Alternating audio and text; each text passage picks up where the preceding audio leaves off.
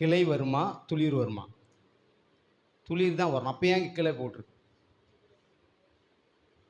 அவர் நம்மளை பரிசுத்தப்படுத்தின பிறகு, நம்ம சுவிசேஷத்தை கேட்ட பிறகு, நம்ம ஊழியம் செய்யும் போதுல அவர் துளிர் விடுறார். அவர் வாசல் அருகே வருகிறார்.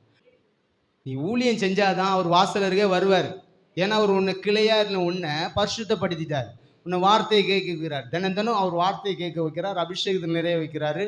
நீ துளிர் விடவே இல்லையே, நீ தான் கிளை. ஆமென் சொல்லுங்களேன். கிளையிலிருந்து ஒரு துளிர் வரணும்ல. ஆமென். அல்லேலூயா. ஆவியானவர் பேசுறாரா?